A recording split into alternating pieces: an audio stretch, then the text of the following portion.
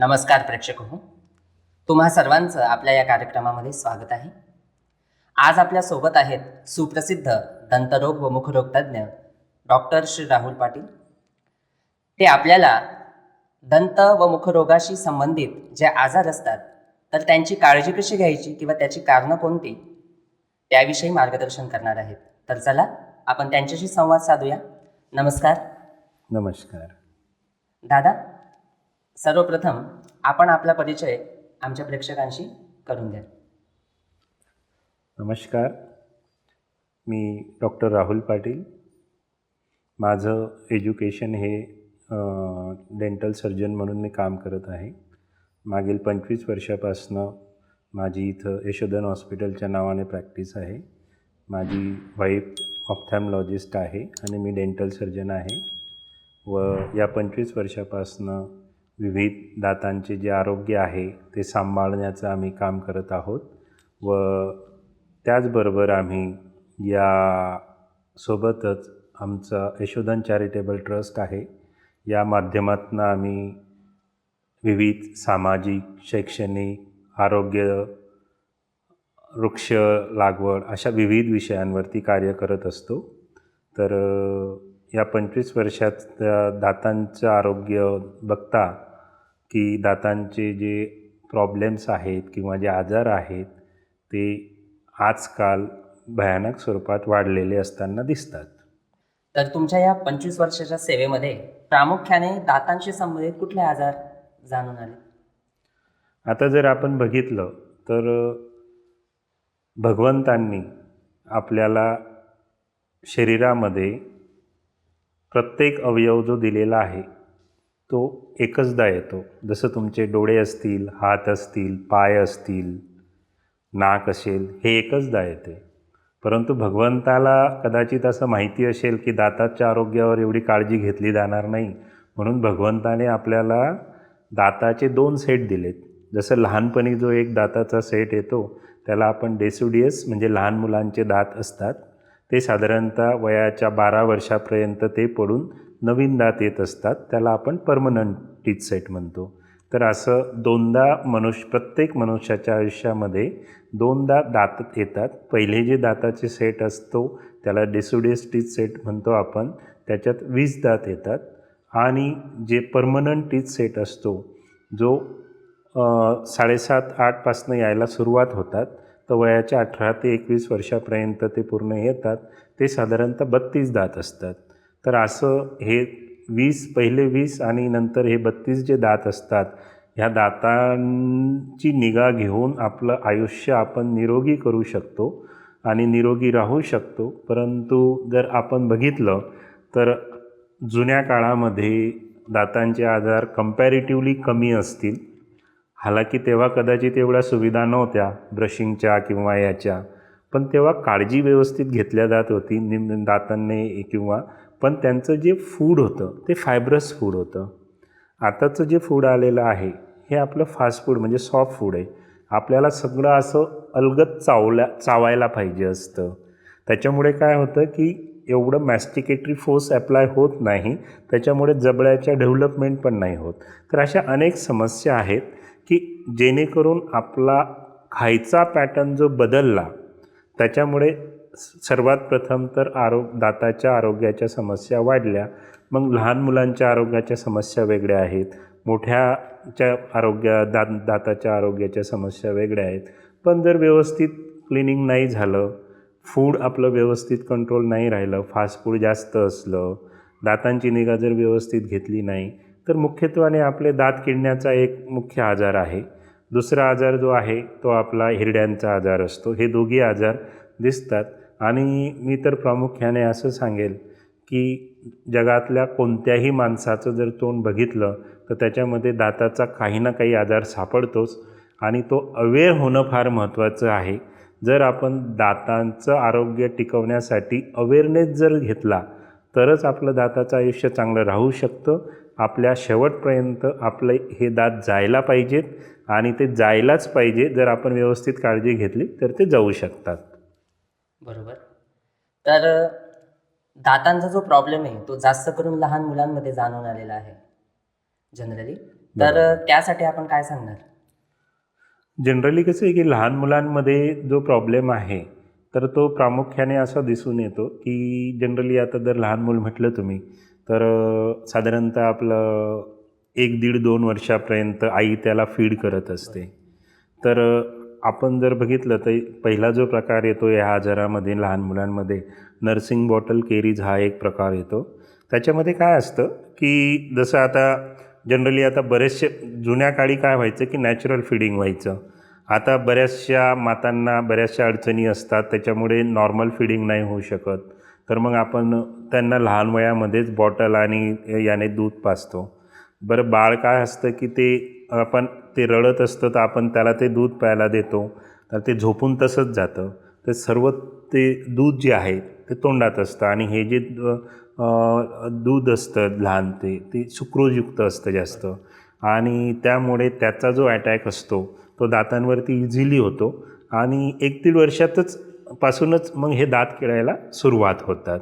तर पहिली जी गोष्ट आहे नर्सिंग बॉटल केरीज ही मातांनी आपलं बाळाला जेव्हा नॉर्मल फिडिंग असेल किंवा आपण एक्स्ट्रा बाहेरून बॉटलने दूध पाजणार असू तेव्हा आपण त्यांचं आरोग्य चांगलं राहण्यासाठी झोपेत त्यांना दिल्या गेलं नको पाहिजे. जेव्हा ते मुलं जागी असतात तेव्हाच त्यांना फिडिंग केल्या गेलं पाहिजे.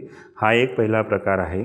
दुसरं जसं जसं मूल लहान होतं तसं मोठं होतं तसं तसं आता आपल्याकडे जर तुम्ही बघणार तर फार प्रचलित झालेलं आहे फास्ट फूड. जसं पिझ्झा असेल किंवा बर्गर असेल किंवा हे म्हणजे लहान मुलांना तुम्ही पोळी द्या ते कदाचित खायला आवडणार नाही परंतु त्यांना हे बाहेरचं दिलं पाणीपुरी हे व्हॉटेवर जे पण आता बाहेर फास्ट फूड जे मिळत आहेत तर याच्यामध्ये पण ते टेस्टी लागावे म्हणून त्याच्यात जे प्रकार असतात केमिकल्स असतात व्हॉटेवर किंवा आपले जे शुगर किंवा सुक्रोजचं जास्त प्रमाण असतं. त्याच्यामुळे काय होतं की लहान मुलांच्या दातांवरती केरीज अटॅक होतो. आपल्याकडे जनरली 2-2.5 वर्ष झाल्यावर आपली लहान मुलं म्हणजे आई वडील त्यांना ब्रशिंग टेक्निकला सुरुवात करतात. रिमोट भागामध्ये तर अगोदर म्हणजे बघितलाही जात नाही. तर अशा अनेक कारणं आहेत पण जनरली सुरुवात जर आपण लहान मुलांपासूनच जर दंत आरोग्याची संवर्धनाची जर आपण केलं तर निश्चितच त्या मुलांचे दात चांगले राहिले तर त्यांचे येणारे दात पण चांगले राहतील. आणि जर आपल्याला एक सुदृढ पिढी घडवायची आहे आपल्याला या देशासाठी या म्हणतो आपण की आपल्याला 2045पर्यंत आपल्याला डेव्हलपिंग टू डेव्हलप नेशन तयार करायचं आहे. तर मी खऱ्या अर्थाने असं सांगेल की ही सुरुवात इथून होते. तर लहान मुलांचे सुदृढ राहण्यासाठी दात चांगले राहावे लागतील आणि दात चांगले राहिले तर तो सुदृढ राहील आणि सुदृढ राहिला तर पुढची पिढी घडेल आणि तो देशासाठी काहीतरी करेल आणि मग आपण डेव्हलप कंट्री होऊ. तर याची सुरुवात जी आहे ती मुखातनं होते मला असं वाटतं. जरी आपल्याला 2045ला जागतिक महासत्ता बनायचं असेल पण आपलं जर आपण तोंड जर व्यवस्थित सांभाळलं जर ते निरोगी ठेवलं आणि सगळ्या गोष्टी व्यवस्थित नियंत्रितरित्या जर त्यांचं सेवन केलं आहार असेल विहार असेल त्यांची काळजी असेल तर निश्चितच आपलं मुखद्वार चांगलं राहील. मुखद्वार जर चांगलं राहिलं तर तिथून जर मुखद्वारच इन्फेक्टेड असेल तर तुम्ही जे खाणार तेच परत इन्फेक्शन पोटात जाणार पोटाचे आजार होणार डायजेशनचे प्रॉब्लेम होणार. म्हणून आपलं तोंड निरोगी राहणं फार आवश्यक आहे आणि हीची सुरुवात आपण आपल्या लहान मुलांना जर पहिल्यापासूनच जर शिकवण दिली तर फार चांगलं राहील जेणेकरून त्यांचं आरोग्य आपण सुदृढ बनवू शकू. तर लहान मुलांसाठीच आपण जास्त प्रॉब्लेम्स दातांचे बघितलेले आहेत. तर ह्या लहान मुलांनी कुठल्या वस्तू खाल्ल्या नाही पाहिजेत की जेणेकरून त्यांचं दातांचं आरोग्य चांगलं राहील? मी याच्यापेक्षा असं म्हणेल त्यांनी काही खायला का नको पाहिजे पण काय खायलाही पाहिजे तेही मी सांगेल तुम्हाला. जनरली कसं असतं की आपल्याकडे लहान मुलांना सगळ्यात पहिले तर आपण जो मोबाईल आता हँडल करायला देतो 1-1.5-2 वर्षापासून तो सगळं बघतो आणि जर तुम्ही बघणार तर मार्केटमध्ये कधी चांगल्या गोष्टीची ॲड ही फार नंतर बघायला मिळते पण कॅची ॲड ह्या हानिकारक ज्या गोष्टी असतात त्यांची ॲड इझिली बघायला मिळते. तर त्यांना पहिल्यापासूनच त्यांच्या डोळ्यासमोर पिझ्झा असेल किंवा आपलं बर्गर असेल किंवा फास्ट फूड जे असतात मार्केटमध्ये तळलेले पदार्थ हे पदार्थ, आणि ते मुलांना कॅच करतात आणि ते मुलं मागतात आणि लहान मुलं असल्यामुळे आपण देतो पण त्यांना. पण मला असं वाटतं की आईवडिलांनी थोडंसं अवेअर होऊन की आपल्या मुलाचं आयुष्य आपण चांगलं घडवण्यासाठीच प्रयत्न करत असतो, तर त्यासाठी जर त्याचा आहार पण आपण जर व्यवस्थित बॅलन्स जर करून घेतला की आहारामध्ये प्रोटीन्स यायला पाहिजे, फॅट पण यायला पाहिजे लहान मुलांच्या याच्यामध्ये, शुगर यायला पाहिजे, अशा सगळ्या प्रकारचा संतुलित आहार दिला, लहानपणापासूनच आपण त्यांना फ्रूट्सची जर सवय लावली. बरेचसे मुलं मी बघतो की त्यांना फ्रूट्स खायची फार सवय पडली, एकदा सवय पडली की काही अडचण नाही राहत. शेवटी कसं आहे की तुम्हाला तुमचा जो आहार आहे तो कोणत्या ना कोणत्या माध्यमातून तुम्ही घ्यायचा प्रयत्न करतात. एखाद्याला सवय झाली आपलं बर्गरची, फास्ट फूडची किंवा आपलं सँडविच असेल व्हॉटेवर, तर त्याची बॉडी तीच डिमांड करत राहते. पॅरलल एखाद्या मुलाने सवय केली की आपल्याला फ्रूट्स पाहिजे, आपल्याला कार्बोहायड्रेट्स पण पाहिजे, आपल्याला हे पाहिजे, तर तो त्या पद्धतीने त्याच्या डाएटचा पॅटर्न डेव्हलप झाला तर बॉडीच इटसेल्फ तशी डिमांड करते आणि ती मग बॉडी चांगली काम करते आणि ही जी बॉडी ही फॅटकडे कन्वर्ट होते लहानपणापासूनच. त्याच्यामुळे माझ्या मते याच्यात महत्त्वाचा रोल आईवडिलांचा आहे. आईवडिलांनी जर व्यवस्थित स्वतःची सिस्टीम समजून घेतली आणि लहान मुलांची जर आपलं आरोग्य समजून घेतलं, दाताबरोबरच त्याचं पोटाचं आरोग्य आहे, डायजेशनचं आहे, त्याच्या हेल्थचं आहे, तर निश्चितच ते सकस आहार जर दिला गेला तर फारच चांगलं होईल. दंत आरोग्य आपलं चांगलं राहावं यासाठी सर्व प्रेक्षकांना आपण कुठल्या टिप्स देऊ शकतात? खरं हा महत्त्वाचा प्रश्न तुम्ही विचारला की आजार तर बरेच वाढलेले आहेत दातांचे, पण यांना आपण आळा आणू शकतो. आपल्या म्हटलं गेलं आहे की prevention is better than cure, आणि दातांच्या आरोग्याच्या बाबतीत मी माझ्या 25 वर्षाच्या एक्सपिरियन्समध्ये माझं काम हे सगळ्यात जास्त वर्किंग माझं प्रिव्हेन्शनवरतीच असतं की बा हे आजार आता झाला पण याच्यापुढे होऊ नये म्हणून आपण काय काळजी केली पाहिजे. तर सगळ्यात पहिल्यांदा तर प्रत्येकजण सकाळी उठल्याबरोबर ब्रश करतो असं कोणीच म्हणत नाही की मी ब्रश नाही करतो, पण तरीसुद्धा दातांचे आरोग्य, तर ब्रश कसा केला गेला पाहिजे हे महत्त्वाचं आहे. बरेचसे पेशंट येतात, दादा मी तर 10-10, 15-15 मिनटं दात घासतो तरी माझे दात खराब होतात. तर 10-15 मिनटं ब्रश करायची गरजच नाही आहे. तुम्हाला आयडियल चांगलं ब्रशिंग टेक्निक जर तुम्ही समजून घेतलं तर 3 मिनटापेक्षा जास्त वेळ लागत नाही आहे. तुम्ही 3 मिनटापेक्षा जास्त वेळ घेताय म्हणजे तुमचा वेळही वाया घालवताय. दुसरी गोष्ट, अननेसेसरी तुम्ही दातावरती घर्षण तयार करताय. अलग लक्षात. टूथपेस्ट असेल, ब्रश असेल, बरेच लोकांची गैरसमज आहे की ब्रशने दात घासल्यावरती खाचा पडतात वगैरे, पण तसं नाही. तुमचं फॉल्टी ब्रशिंग असल्यामुळे त्या खाचा पडतात. अलग लक्षात. ब्रश हा मुळात कसा वापरला गेला पाहिजे त्याचे टेक्निक्स आहे. जर ते टेक्निक्स आपल्याला माहिती नसतील तर आपल्या डॉक्टरांकडे जाऊन आपण ते टेक्निक विचारून घ्यायला पाहिजे. ब्रशिंगचे टेक्निक्सचे चार्ट्स आहेत. लहान मुलांसाठी कसं आहे, मोठ्या माणसांसाठी कसं आहे, पेरोडोंटल प्रॉब्लेम असेल तर कसं आहे, याचे ब्रशिंगचे टेक्निक्स आहेत. पण आपल्याकडे युनिव्हर्सल मेथड उभं, आडवं, तिरपं, तारपं, फिनिश, तर तसं नाही आहे. दातांचं आरोग्य स्पेसिफिक आहे. जर ब्रश जर चांगला झाला तर तिथूनच दंत आरोग्य चांगलं सुदृढ व्हायला लागतं. 2दा ब्रश होणं आवश्यक आहे. आपल्याकडे मॅक्झिमम लोक एकचदा ब्रश करतात. रात्री झोपण्यापूर्वी ब्रश आवश्यक आहे. का आवश्यक आहे? कारण की रात्री जर तुम्ही बघितलं तर सपोज आपण झोपण्याचा जो कालावधी असतो प्रत्येकाचा 6, 8, 10 जो कालावधी असतो त्या कालावधीमध्ये आपल्या तोंडामध्ये मुवमेंट नसते. मुवमेंट नसल्यामुळे आपल्या तोंडामध्ये सलायवा म्हणजे जो आपली थुंकी असते ती जास्त सिक्रीट होत नसते. तुम्हाला आश्चर्य वाटेल की आपल्या तोंडामध्ये हजारो करोडो बॅक्टेरिया आहेत, मायक्रो ऑर्गॅनिझम्स आहेत. त्याच्यातले आपल्यासाठी चांगले पण आहेत, काही वाईट पण आहेत. पण जसं मी सांगितलं तुम्हाला की जेव्हा मुवमेंट तोंडाची कमी होते तेव्हा हे वाईट मायक्रो ऑर्गॅनिझम हे तोंड जास्त वरती काढतात. मग रात्रीचा जो स्पॅच असतो आपला त्याच्यामध्ये आपली मुवमेंट नसते. मग हे मायक्रो ऑर्गॅनिझम्स जे तुमच्या तोंडामध्ये अन्नकण राहिलेले असतील किंवा जी तुमची स्वच्छता झालेली नसेल ते तिथं फर्मेंटेशन चालू करून जे प्रोडक्ट तयार करतात त्याला आपण लॅक्टिक ॲसिड म्हणतो आणि त्या लॅक्टिक ॲसिडपासून दात किडायला सुरुवात होते. आलं का लक्षात?